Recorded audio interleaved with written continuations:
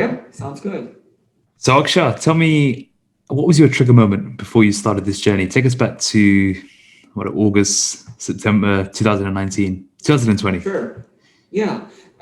Two trigger moments. One, I live on the seventh floor of a building in Washington, D.C. There was a fire alarm. It was a fire drill. It wasn't real, but still, we were asked to evacuate the building. During a fire alarm, you can't use an elevator, so I had to carry my daughter and my dog and go down 7 flights of stairs. It seemed pretty simple, and I thought I'd be able to do it. But as soon as I got to like the third floor, the second floor, the first floor, I was tired. And this was kind of like a moment as far as if, something like this were to happen for real, I don't think you'd be able to protect your family. And so that was one. Second, I used to take my daughter to local parks. And I would see all these dads kind of doing these crazy things like going on monkey bars, going on these slides, doing things that adults typically don't do. But I wasn't able to do physically or mentally. I never wanted to sort of tell my daughter that, hey, daddy can't do this, or sorry, daddy is not able to do this. I never wanted my physical limitations to stop me from enjoying my daughter's company or sort of enjoying new experiences. So I'm like, okay, let's sort of hit the pause button. Something's not working here. You need to get some coaching, folks who've done this before, and that's where I came across you guys. And that was really my trigger moment and really my motivation throughout the journey, which was 6.5, 7 months. It's still going on right now, but I'm in a different phase. It was really my daughter being able to be healthy enough to live until she gets older, to play with her, to be with her, as well as just be a more active, present husband. Mm.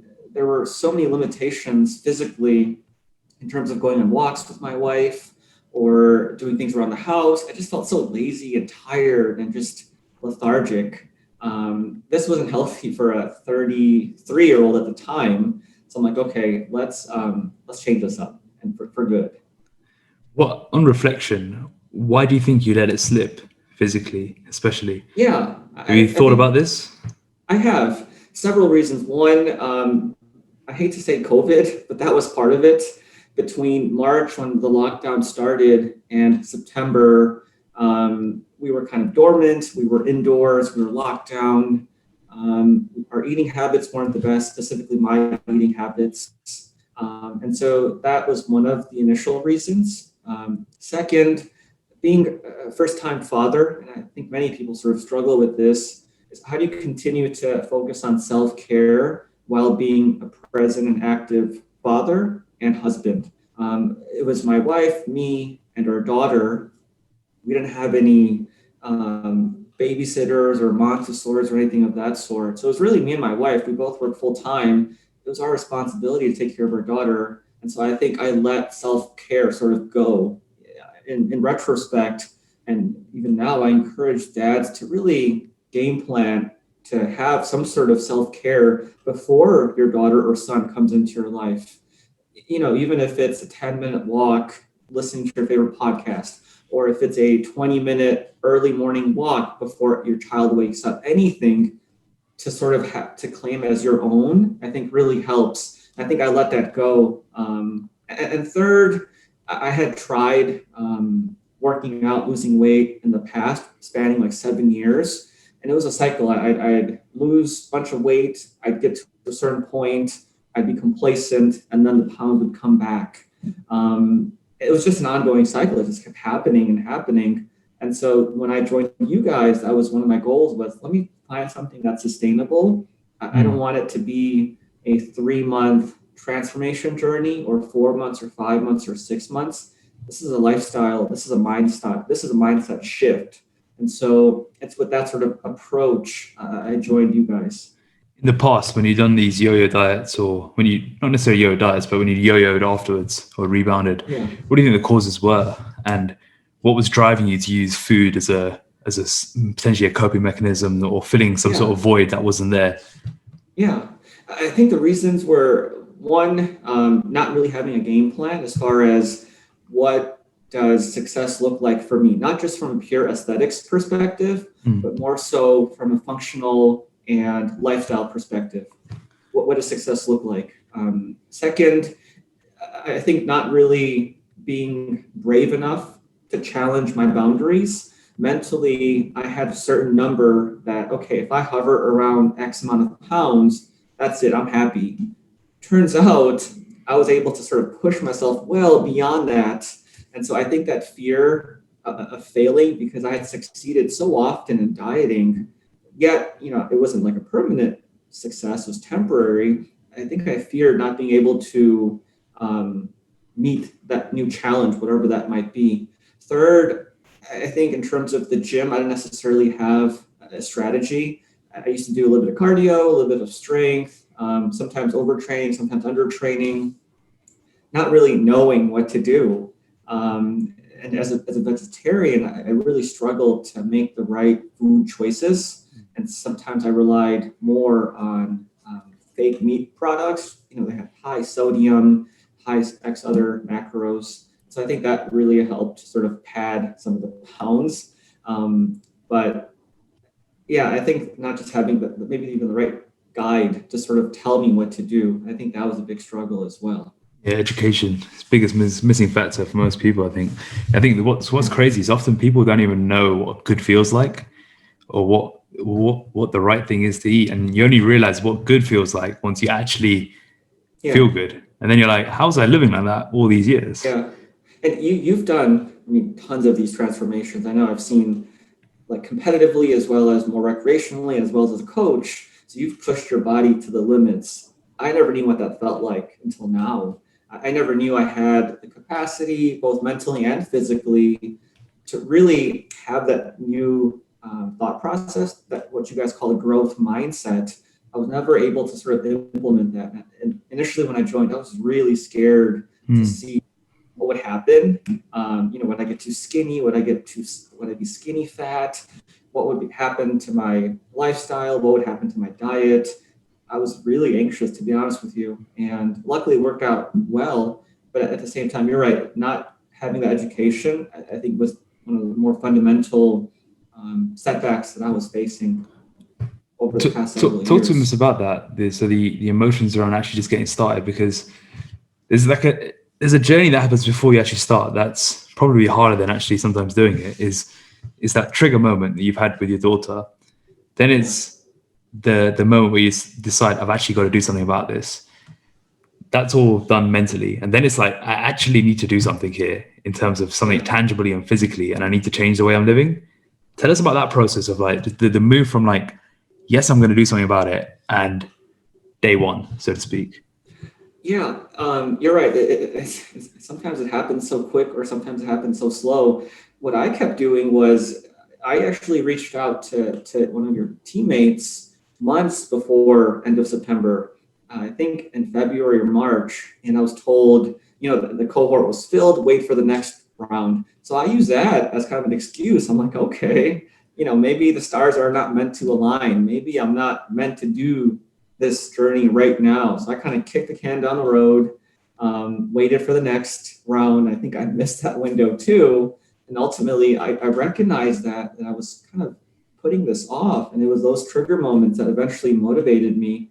But the thought process for me was pretty simple. Once I reflected on how I felt during the fire drill, as well as at the park, once I really took kind of an objective viewpoint of myself, at how ashamed I was as a father, how embarrassed I was, at how weak I felt both physically and mentally, the process was quick. I'm like, okay, we're not doing this anymore. You're changing everything. Whatever coach says, you're going to do. If that means weighing food initially, if that means eating tofu for 4 weeks, whatever it is, you're going to do. Because for my family, I really wanted to be successful. Of course, for myself, but I know I had other folks relying on me to succeed as well. And so once I sort of committed to you guys, the process was pretty quick mentally for me. Everything was aligned, I just put it into motion. I didn't even think about it, honestly, until like 5 months into it, when I'm like, holy cow, you look different. This is really working. It was just robotic, get your steps in, make sure you're drinking water, make sure you check in, make sure you get your macros and make sure you go to the gym. All right, next day, rinse, repeat over and over and over again. Just really became, I really became addicted to the process, to be honest with you.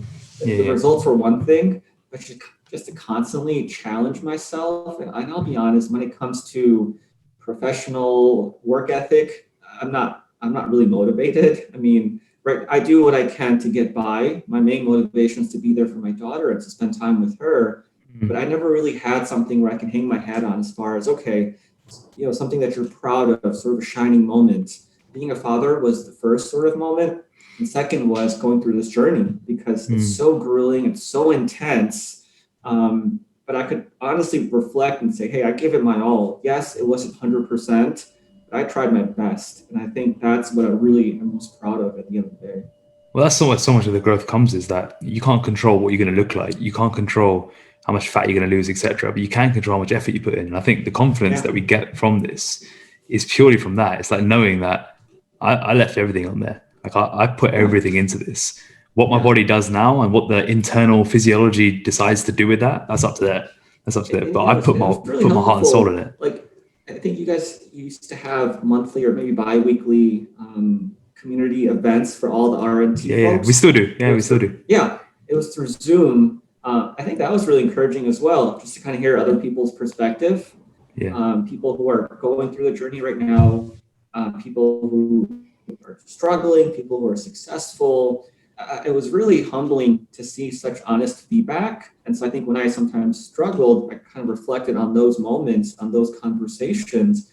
And that really allowed me to just keep going because I knew I wasn't alone on this. Yes, everything was virtual, but luckily we were kind of connected through Zoom, through email, through whatever it might be. It was like this huge RNT family or community, which was working together to challenge ourselves to be better. Looks are part of the equation, but more so just sort of be better people in general.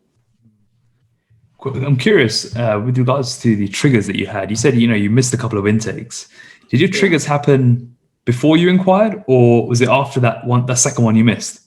It was after the second one. Oh, wow. Okay. And if the triggers hadn't happened, I probably would have missed that. So what caused you to miss? What caused you to first inquire? What was your initial thinking of I need to change? I was through, initially, I think I came across Instagram. There might have been someone who went through a transformation. So initially I was just intrigued. I saw the before picture, the after picture.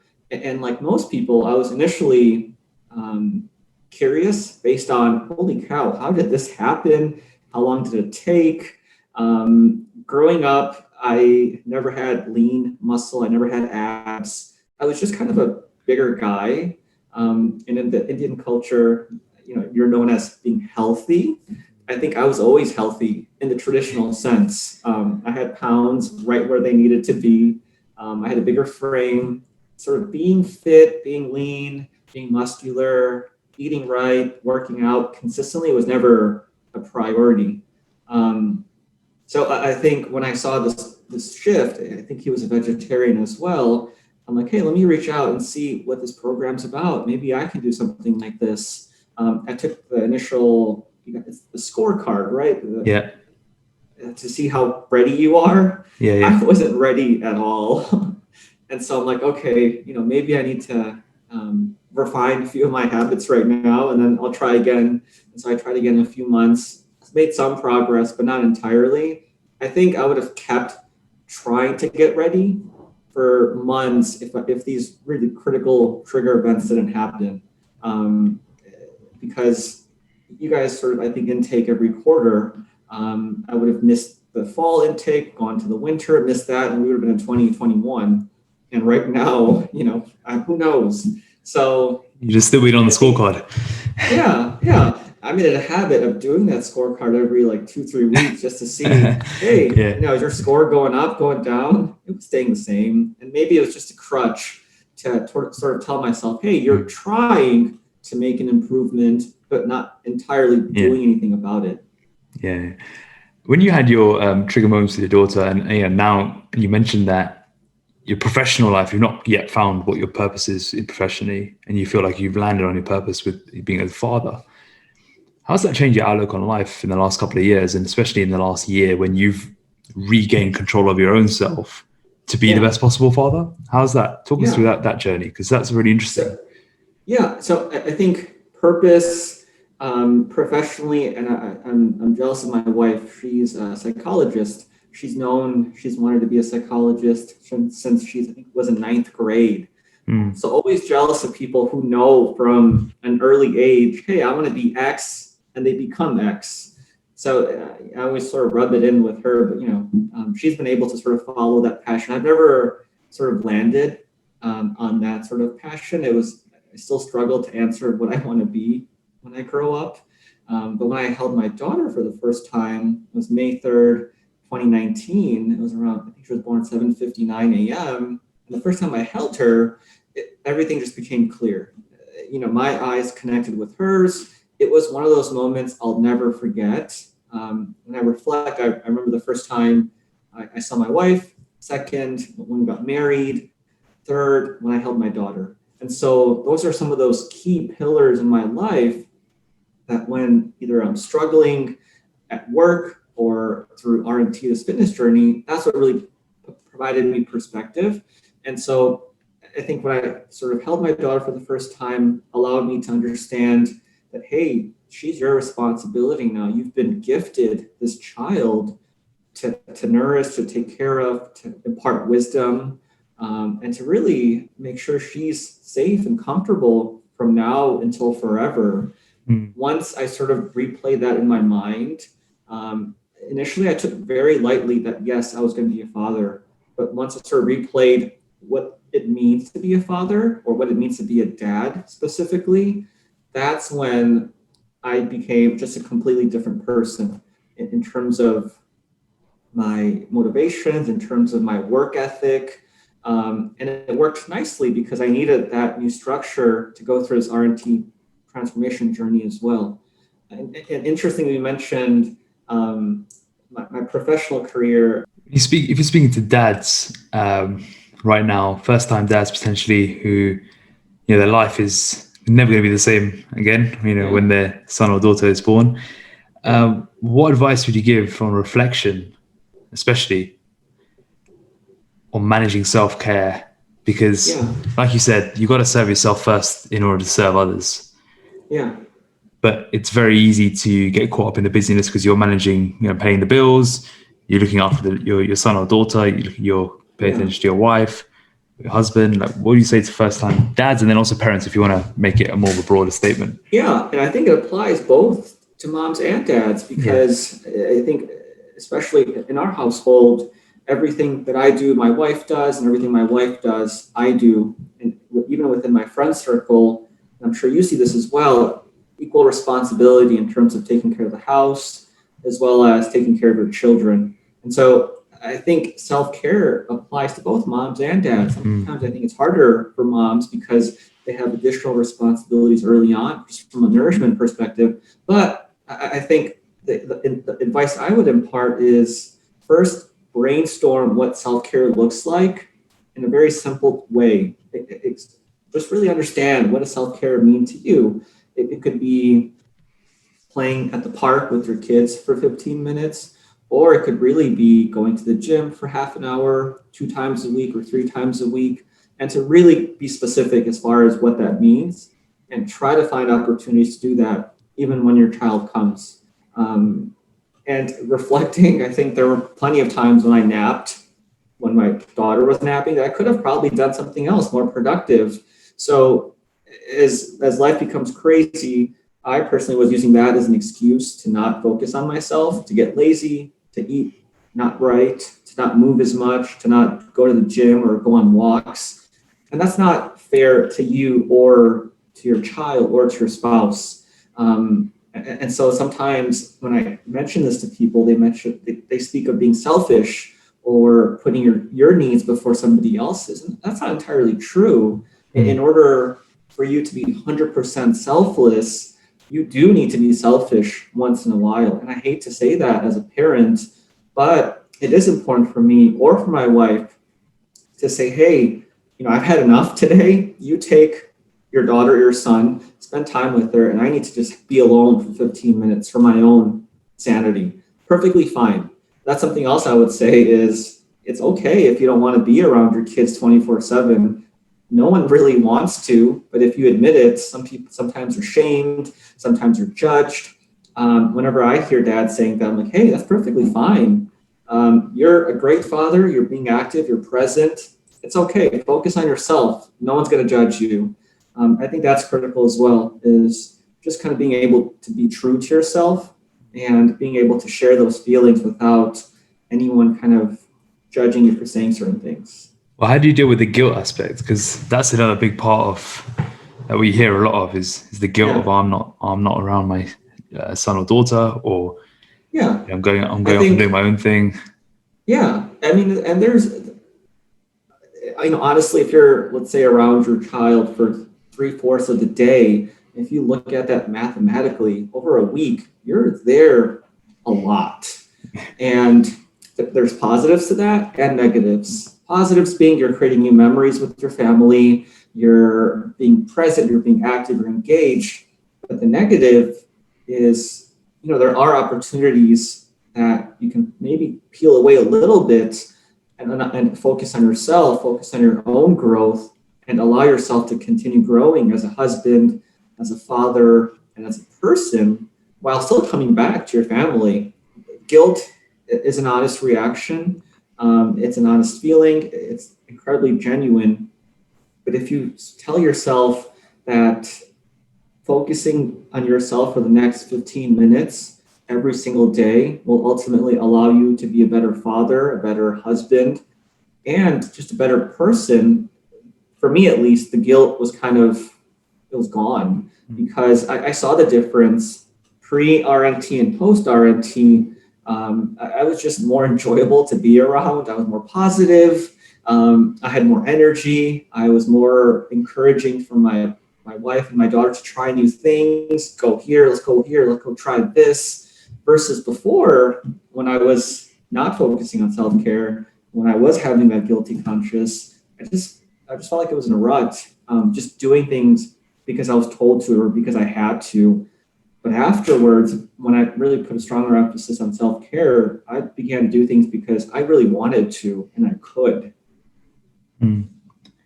It's a strange mindset to sort of reframe, isn't it? Yeah. But once it clicks for you, then there's no going back. Yeah, and that's why I really like, I think you guys call it your why. Yeah. Why are you doing something? And then the reasoning behind your why, which is even more important than the why. And initially, when I was going through the exercise, I wasn't taking it as seriously as I should. And so I saw my responses and they were just cookie cutter. They were pretty bad. So I'm like, let's redo this. I was talking to my wife, and so we were really brainstorming on why am I doing this and what's the why behind my why, and ultimately what's that foundation that's going to propel me to success. And I think I would encourage your current clients and future clients to take that exercise seriously, not just initially before joining, but even during the journey. It's really important to sort of celebrate those wins, reflect on the progress. It's so easy to sort of go to your RNT website and go to the transformation page and compare yourself to other people, but not necessarily being appreciative of your own body and your own progress and your own success, which is huge. Even being able to commit to something for 3 weeks consistently, I think that's a win in itself.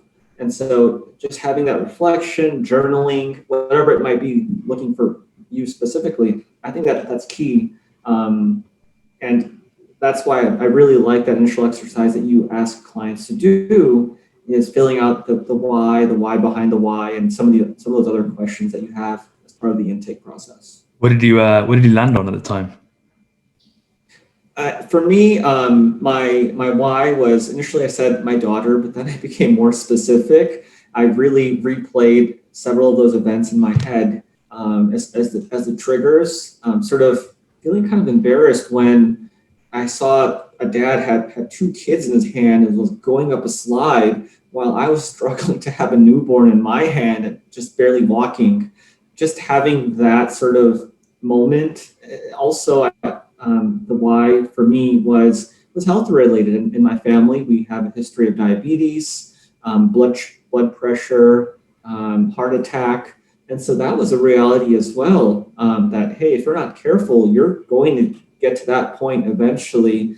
And I've seen the trauma it causes to a partner or to a child if they have to say goodbye to a father or to a mother. And, if that happens further down the road, that's out of my control. But whatever I was able to prioritize and whatever I had in my control, I was going to. If that meant making sure I followed your step goals, or making sure I ate the right amount of protein in a day, or the right amount of fats or carbs or calories, or going to the gym, whatever that meant for me, I was going to do.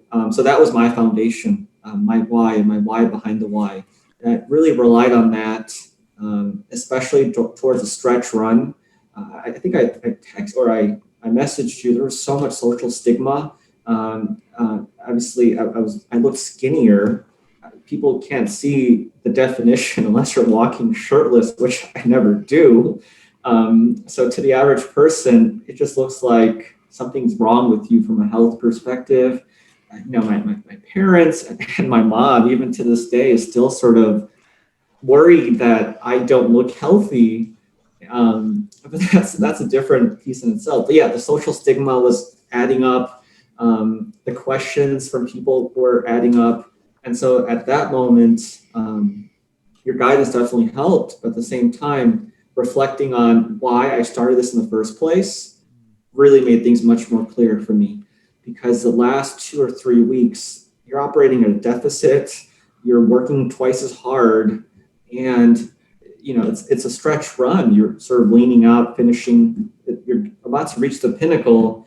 I didn't want to stop when I was so close. And so I went through the different events in my head as far as why I started, how it would look to my daughter, whenever she grew up, that, hey, your dad did this, but only for 4 months. He stopped month 5 because he couldn't do it anymore. Yeah. I wanted to sort of showcase the before and after picture well down the road as far as, okay, he did something pretty cool. My dad's pretty cool. How's your why evolved, if at all? Or do you think you've really nailed it? Because I think once you nail on your true why, it shouldn't really evolve, right? For a long time anyway, if at all. Yeah. Do you think you've nailed it there? I have. Like, is now the reason you stay fit and healthy now the same reason as you did 3, 6, 7 months ago? Yeah, absolutely. There was a phase halfway through where I was being motivated by having more like abs or having more definition. It's natural. You see like bulges that were never there before. I didn't even know I had certain muscles in my body until like month 4 or 5. So during that moment, the looks and the after picture motivated me. And it still did to an extent. But ultimately, the biggest factor was my why. And it's still clear to me today why I want to continue leading a certain lifestyle. Yes, it's not as intense as it was several months ago. I'm in a more sort of, as you guys call it, the maintenance phase or even the consolidation phase. But it's more in a sustainable way now. I have a good routine as far as the amount of time I spend at the gym. I have a very good understanding of what my body can handle from a nutrition perspective. I know what sort of habits to have, what sort of triggers to be aware of, if I'm too hungry or the opposite. But yeah, I think she's a toddler. She's always running around. So my why is literally following me everywhere I go. And it's really exciting. I can run around the park with her now. I can go up these crazy slides, things I would never thought I'd be able to do, but I can do that now because I nailed down the why. And so, I think that's a good question you asked, because I guess sometimes it evolves. I'd be curious to hear someone's response if it does. But yeah, for me, it's been consistent. I think it evolves with various seasons that you go through in life, but I think ultimately it evolves only because you've not really peeled the extra layer down. Yeah. I think if you go deep enough to understand why you're doing something, that shouldn't really change, especially as Let something me as fundamental as looking after yourself. Why am I yeah. looking after myself? Because of. Well, let me ask you this. You've helped thousands of individuals. What you're doing is incredible, obviously, but what sort of inspires you to keep going? I know you started this several years ago. You were initially coaching folks. You've published a book. You do a bunch of podcasts. You do a lot of speaking engagements. But what's sort of your why of doing this, and has it changed over, I guess, the past few years when you first joined or started to now? It's a really good question, because we're coming up to, well, by the time this is published, it have already passed, but we're coming up to the 4th year anniversary. And when we first started this, it has evolved. The reason, like, why? Because initially it was like, I can promise fast physical results. That was the Yeah. key thing, because what we saw in the industry was a lot of cookie cutter plans, no actual results, and just poor service. I thought, okay, the first thing we do is promise physical results. But then something interesting happened. Like, we got about 12 to 18 months in, and I started asking people, hey, how's it going? Like, how's it all going?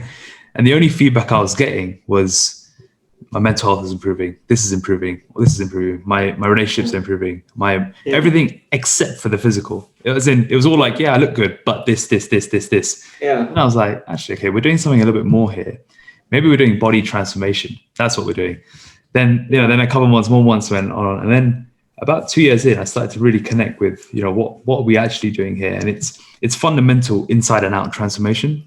It's rewiring someone's thinking so that, yes, they're in shape, but they're changing a lot more inside. They're rewiring their behavior, mindset, and identity to do things they never thought were possible.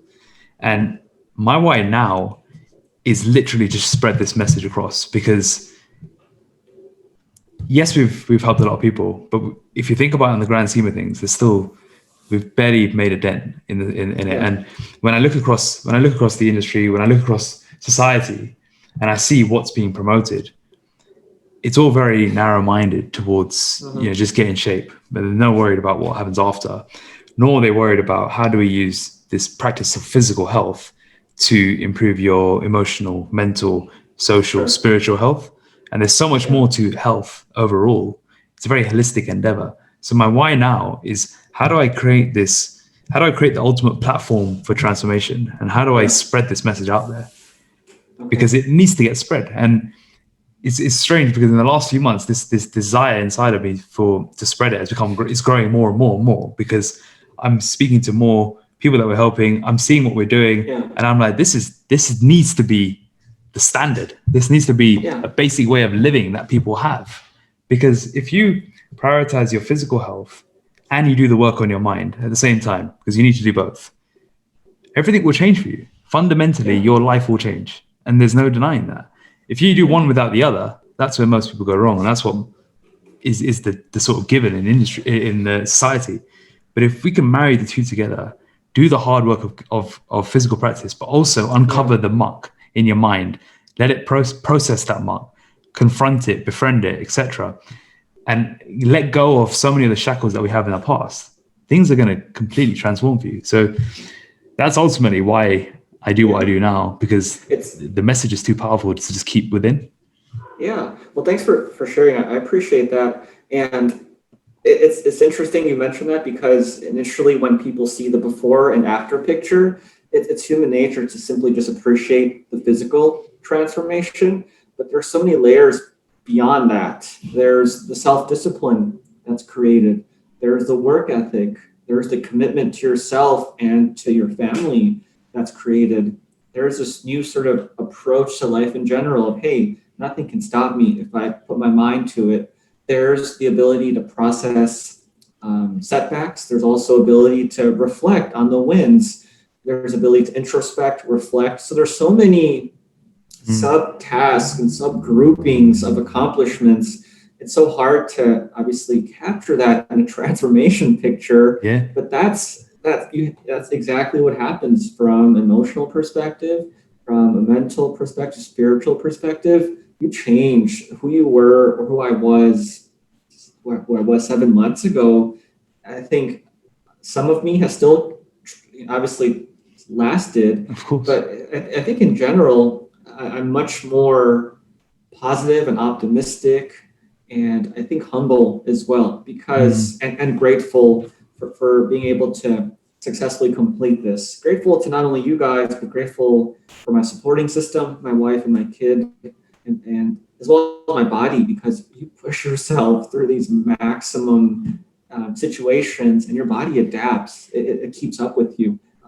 So yeah, it's really key what you just mentioned, as far as, yep, there's a physical transformation, which is a part of it, but then there's so many other benefits to going through something like this that, it's hard to talk about entirely always. Well, this is the thing. A couple of months ago, I started thinking, our before and after pictures actually, do they really represent what I do or what we do? Yeah. And I was starting to have like a thing of like, should we stop doing them? But then, Yeah. because yes, it's like you said, like you look at that and human nature is like, yeah, okay, it's just a physical thing, and then you can see them everywhere. But ultimately, that's what people get drawn into. And then it's like, okay, well, then let's tell the story behind that, and then we can show them what we're really about. And ultimately, that's the way we've done it. And ultimately, your life wouldn't have changed if it wasn't for seeing it before and after. Yeah. So The initial attention getter, yes, it's a transformation picture. I don't think there's anything wrong with that. It's human nature to want to look the best that you possibly can for yourself and for your partner, for your spouse, whoever that might be. But once you start the journey, the message changes. It's just not about having abs or having biceps or triceps or having defined chest muscles. It's having the discipline, having the awareness, the introspection, the sort of emotional quotient that many people sort of talk about. That's what it is, as well as a stronger emphasis on mental health, being able to cope with some of the downturns in life, as well as the positive moments, because I'm sure you're familiar with this. There are members of the community who have certain disabilities or disorders when it comes to food. There's eating disorder, there's bulimia, there's anorexia. In the traditional Indian culture, it's hard for us to appreciate someone who struggles to eat X, Y, and Z, but that's a real challenge that many people face. And that's why I'm more proud of the work that my wife does. She's an eating disorder specialist specifically, as a psychologist, of course. But yeah, she helps such a population in a different way than you do, but also revolves around the same thing of being a better, more present you, having that emotional health, the mental health, as well as the physical tools to prosper in all aspects of your life. I love it. The physical is the vehicle. Yeah, and I kept hearing that before I joined. I'm like, oh my God, he's going to say that again. But then I actually saw it play out. I'm like, okay, he's onto something. Because initially, like before I drank the RNT Kool-Aid, I'm like, God, man, the physical is the vehicle. I keep hearing that over and over again. When am I going to see something about it? But I did, and I felt really cool. So I'll be honest, initially I was very skeptical of what you guys were doing. And when I first talked to her Preet, I'm like, I don't know if this is for me. I don't know if I'm going to be able to do this okay. I knew I wanted to do it, but at the same time, I'm like, this is really the right program for me. And I'm glad I stuck through it, because it's been life-changing. And, a huge thank you to you and your team for making that happen. You're very welcome. Thank you for sharing. It's funny when I speak to people and they always say, like, when is this guy going to stop? When is he going to shut up about this physical is a vehicle stuff? Because sometimes it doesn't make sense until you've experienced it, until you enter the realm of this ecosystem of transformation. It just sounds like a buzz phrase, right? But it ultimately is, it's very deep sense. There's so many layers to that phrase that go beyond just the physical being an amplifier for everything you do in life. It's really at the core of what we're doing. And if you sort of fundamentally understand what you're doing, you're really encouraging people to develop healthy, sustainable habits. Yes, initially you focus on the number of steps you take in a day or the amount of water that you intake in a day. You also emphasize good sleeping habits. You guys also encourage folks to be more reflective and journal as well, if I recall correctly. You're also just encouraging people to be more aware of what they consume, what sort of exercise that they do. All of these small skills, I think, translate to any sort of profession. It's just not solely a transformation journey. It's something that can translate if you're a physician or if you're a psychologist or if you're a fitness instructor, whatever it might be. I think having these fundamental skills that you guys are honing in on are huge. And so it kind of translates through profession, I think. Awesome. If you're speaking to a listener who may be on the journey right now, what would you like to say to them? Yeah, I think first once you see a transformation picture, because that's, I think, what really draws people in initially, is yes, appreciate the transformation journey, but ask what happened behind the journey. What sort of work ethic, what sort of eating habits, and what sort of daily choices did that person make to really transform their entire lifestyle? I think if I was more aware of that, I'd be much more successful, I think, as well as just more appreciative of anyone's journey entirely. I'd also not set limitations to what you can do before you even join. It's easy. I did that. Like, there's no way I could lose this much weight or get this lean. My body's not built that way. But turns out there are no sort of limitations like that. I mean, yes, there's certain folks who are just built a certain way. There's certain physical limitations, sometimes other sorts of things. But just being open to challenge yourself and not sort of having the willingness to say no right off the bat. That's key.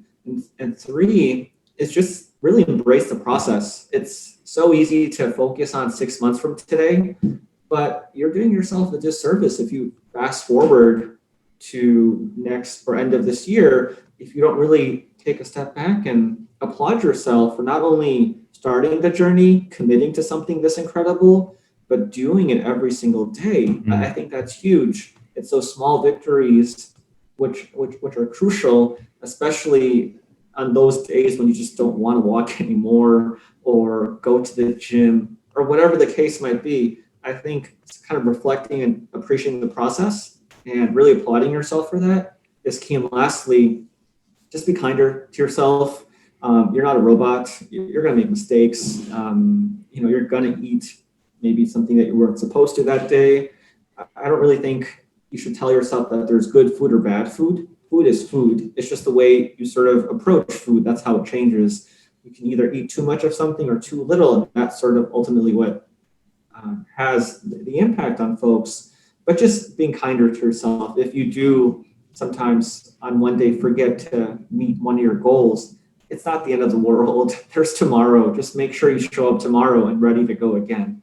Don't let that one setback create a snowball effect where, 3 weeks into it, you're like, oh crap, I haven't met my goals for 3 weeks now. And then you're in a much worse situation than you would have been if you just said, okay, all right, mistakes on me. I'll own it, but let me just move forward. I love it. Thanks so much for sharing your story, Akshar. It's been quite the journey, and you've dropped 70 pounds on the route to a checkpoint. And I'm looking forward to seeing everything you do with your life going forwards with this new body, mind, and lifestyle. Yeah, no, again, just echo what I shared earlier. Thank you so much. Didn't know what this would look like for me. I knew what everyone else's transformation journey looked like, but I think outside of just the physical, I was able to really just become a better husband, a better father, after going through a transformation journey like this. So yeah, it's nice to be lean. It's good to have that sort of definition, but at the same time, it's even more incredible, and I feel more proud to say that I can be much more active with my wife and my daughter now, doing things I could do daily that I wouldn't even dream of doing before. So I think that's one of the primary benefits for me. And you've gone through transformation, so people are going to say what they're going to say. Everyone gives unsolicited feedback sometimes. But I think that's one last thing I would encourage your listeners, as well as people who are on the journey right now, is to be aware of what that social stigma aspect is, but not let that dominate your transformation journey. Either if someone's uneducated, they're ignorant, or just don't know what's happening, people are going to talk for whatever reason. it's really up to you to kind of drown out that background noise and just keep focused on what your goals are. And if that means walking a certain amount a day or eating a certain amount of food or working out a certain amount, whatever that might be for you, just kind of focusing in on that. I think that's really key, because whenever you share like a before and after picture, especially some of the ones I've seen on our website, it's incredible. The change that people go through. And I've heard a lot of your podcasts as well. The way people talk, the way they carry themselves, complete night and day difference. So yes, I think the physical as the vehicle to transform other parts of your life is accurate. And, I hope you guys keep growing and spreading this message, and hopefully, we can work together in the future. But I'm really appreciative of you taking the time today, as well as of the service and the coaching that your coaches did for me over the past several months. Very welcome. Thank you for sharing your story, Akshar. Yeah, absolutely. Take care.